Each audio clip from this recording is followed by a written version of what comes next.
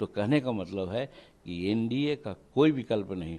और by the वे यदि पूछ रहे हैं तो हमको कहना पड़ेगा कि जो घमंडिया गठबंधन है, एनडी गठबंधन है, शुरू दिन से हम कह रहे थे कि ये लोग का मनसा खराब है। मनसा क्या है? वहाँ ये नहीं है कि यहाँ की बेरोजगारी खत्म हो जाए, ये नहीं है कि यहाँ का मन महंगाई खत्म हो जाए, ये नहीं कह रहे हैं कि लोग साहब हिंदुस्तान का चर्चा समूचे संसार में हो। सिर्फ और सिर्फ प्रधानमंत्री कौन बनेगा, इसके लिए 5 गो लोग मुँह लपलपाए हुए हैं। अब इसी के लिए आपस में विभेद हो रहा है। तो हाँ, प्रधानमंत्री के लिए। और कोई लड़ जाता है, आपसे में देख रहे हैं कांग्रेस में के राहुल जी लड़े तो देखते हैं कि सीपीआई वाले, सीपीएम वाले भी वहाँ लड़ गए। और इस तरह से उन लोगों का कोई भविष्य नहीं है, वो टूट गए हैं। और दूसरी तरफ एनडीए एकदम देखिए वेल इन एडवांस यहाँ सीटों का बंटवारा कर लिया और हर तरह से आज कम्पैक्ट होकर के चुनाव लड़ रहे हैं। तो इसलिए हर दृष्टिकोण से हमारा एनडीए ठीक है, नेता ठीक है, पार्टी ठीक है। इसलिए हम देख रहे हैं कि बिहार और भारत एकदम सुरक्षित हाथों में है और गया का भी भविष्य उज्जवल होने वाला है। कल मोदी जी आए थे, नीतीश जी ने कई बार कहा कि जो हुआ हुआ, आप नहीं जाएंगे। और आपकी भी कुछ फोन पे बात हुई है गया में, कुछ आगे संभावित रैली या कुछ कार्यक्रम? जी हाँ, यही तो मैं कहता हूँ। हालांकि उन बातों की चर्चा बड़ा कम मैं करना चाहता हूँ, वो आत्म प्रशंसा की बात हो जाती है। पहले भी आपसे कहा कि हम सौभाग्यशाली हैं कि देश का यशस्वी प्रधानमंत्री एक अदना आदमी जीतन मांझी को जितना तरजीह देते हैं। हमने टेलीफोन बुक किया बिहार के चीफ मिनिस्टर को, अमित शाह जी को और प्रधानमंत्री जी को होली की शुभकामना देने के लिए। तो नीतीश कुमार जी का भी टेलीफोन आया 1 घंटा के अंदर, शुभकामना का आदान प्रदान हुआ। अमित शाह जी के यहाँ से प्रश्न आया कि अभी यहाँ नहीं है, अहमदाबाद में हैं, वो कल आवेंगे तो आपसे बात करेंगे। अब सही कल बातें हुई और 2 घंटा के बाद प्राइम मिनिस्टर का टेलीफोन आया। प्राइम मिनिस्टर बात करना चाहते हैं। उनसे बड़ी जौली मूड में बात किया, हम प्रणाम किया तो उन्होंने भी पहले ही कहा कि एक तरह से प्रणाम किया वो। तो हम कहा कि सर हम होली की शुभकामना आपको देना चाहते हैं। तो उन्होंने कहा कि माननीय जी हम आपसे बात करके बड़ा उत्साहित होते हैं। तो थोड़ा हम भी उत्साहित हो गए, कुछ ज़्यादा बोल गए कि मान्यवर, जहाँ तक उम्र का जहाँ तक सवाल है, हम आपके उम्र से कुछ ज़्यादा हैं, इसलिए हम आपको आशीर्वाद देते हैं और कामना करते हैं कि आप भारत का प्रतिनिधित्व 2050 तक करते रहें। तो बड़ा हंसे वो, लेकिन कि यही सब बात तो है कि आपसे हम उत्साहित होते हैं। हाँ, एकदम हमने कहा कि हम आशीर्वाद देते हैं कि आप 2050 तक भारत का प्रधानमंत्री रहें। और फिर साइमल्टेनियसली पूछा कि एक चीज़ हम भी कहना चाहते हैं कि गया से चुनाव लड़ रहे हैं। तो हाँ, हमको मालूम है, तो आपका कार्यक्रम हो जाता तो बड़ी अच्छा होता है। लेकिन कौन कहता है कि गया में मेरा कार्यक्रम नहीं होगा? हर हालत में गया में हम कार्यक्रम करेंगे। ये बात हुई, उनकी बहुत बहुत अनुग्रहित है हम आपसे। निश्चित रूप में आशीर्वाद है, समर्थन मैं नहीं कर सकता हूँ।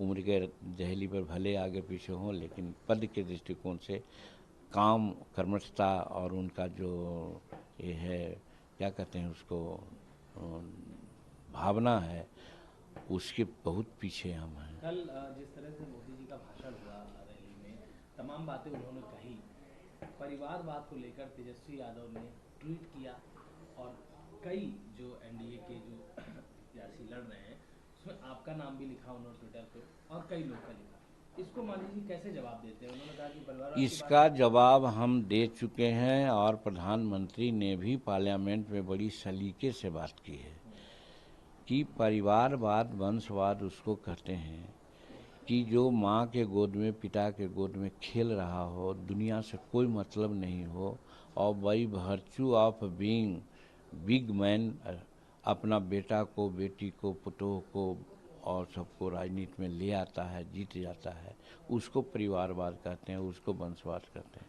उसको वंशवाद नहीं कहते हैं कि बदकिस्मती बस या सुकिस्मती बस एक परिवार जो राजनीतिक परिवार है वहाँ वो जन्म लिया और उसने स्ट्रगल किया, 10 बरस 15 बरस समाज में रहा, आंदोलन किया, बहुत सा काम किया और उसके बाद योग्यता प्राप्त की और फिर लास्ट में उसको मौका मिला राजनीति में और राजनीति में गया, तो वो वंशवाद नहीं कहा जाता है। हमारा नाम लेते हैं तो मैं कहता हूँ इसीलिए कि संतोष कुमार जो मेरा पुत्र है, वो जानते हैं यूनिसेफ में 10 वर्ष काम किया है। वो पोल पर चढ़ कर के स्टिकर साटता था और डिस्ट्रिक्ट कोऑर्डिनेटर था औरंगाबाद का। लेकिन जब हम राजनीति में अकेला टाइप के पड़ गए तो उसको समझ में आया कि पापा अकेले हैं, हम राजनीति में उनको साथ दें। तो साथ भी दिया कैसे कि 1998 में गया में अटल बिहारी लाल कृष्ण आडवाणी जी की बैठक हो रही थी। उसमें हमारा जो यहाँ कृष्ण कुमार सिंह है, जिनको कुमार बाबू कहते हैं, उनके साथ वो मिल करके गया और वो भाजपा की सदस्यता ग्रहण किया। अगर वंशवाद की बात होती तो हमारे साथ रहता। हम राजद जदयू में थे, जदयू में जाता, लेकिन वो भाजपा में चला गया और भाजपा का काम करते रहा। फिर जब हम आगे बढ़े, मंत्री की बात आई, पता नहीं क्या उसको दिमाग में आया, वो भाजपा में छोड़ा नहीं लेकिन हमारे साथ काम करने लगा। और इसी बीच में वो एमए किया, पीएचडी किया, नेट परीक्षा दिया, आज हो गया कॉलेज में पॉलिटिकल साइंस का प्रोफेसर है। और उसके बाद 10 वर्ष के बाद परिस्थिति कुछ आई तो एमएलसी के रूप में उसको नॉमिनेशन हुआ। फिर 6 वर्ष हो गया, मंत्री रहा, उस बीच में पुनः एमएलसी में उसका दोबारा नॉमिनेशन हुआ, फिर मंत्री बना। तो मैं समझता हूँ कि जो वंशवाद की बात कहता है, ये वंशवाद नहीं है। जो वंशवाद की बात करते हैं कि एक दिन आंदोलन किए हैं, कि एक दिन समाज सोशल सेक्टर में काम किए हैं, कौन क्वालिफिकेशन प्राप्त किए हैं। तो जो कुछ नहीं किया है, जिसको कोई ये नहीं है, तो चोर मचावे शोर, इसी को कहा जाता है। और इसको एक कहानी और हम करते हैं कि एक सियार था, किसी कहीं पर चोरी में गया था, क्या क्या था, उसकी पूँछ कट गई। तो पूँछ कट गई तो पशु का पूँछ तो बहुत इम्पोर्टेंट होता है। जब जमात में गया तो सब लोग उसको बेइज्जत करने लगे। तो कह रहे रे तुम लोग नहीं समझते हो, पूँछ बड़ी ख़राब चीज़ है, सब पूँछ काट दो। तो वही वो कहते हैं कि अपने वंशवाद के उपज हैं, अपने वंशवाद के चलते जो कुछ हैं सो हैं, नहीं तो कोई उनका सेक्रीफाइस समाज में नहीं है, कोई योगदान नहीं है। अगर लालू जी शायद न होते तो उनका नाम भी नहीं होता। और मैं तो समझता हूँ कि जीतन मांझी न भी होता तो भी संतोष अपने मेरिट से आगे बढ़ जाता। तो इसको परिवारवाद नहीं कहते हैं जो मेरा नाम लेते हैं लोग।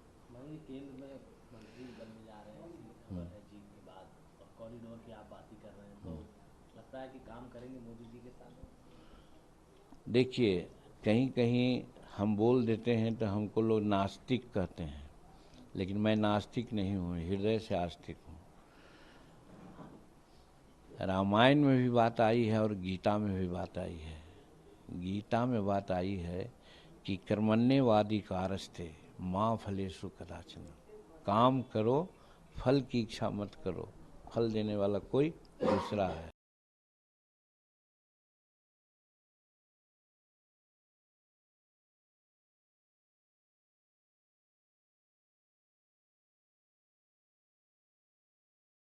है और जैसा काम करेगा फल उसको मिलेगा ही।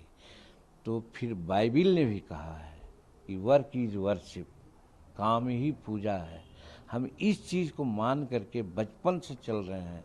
हम मंदिर मस्जिद अब जाने लगे हैं लोगों की आस्था के चलते। हम अंगूठी नहीं पहनते हैं, हम बद्धी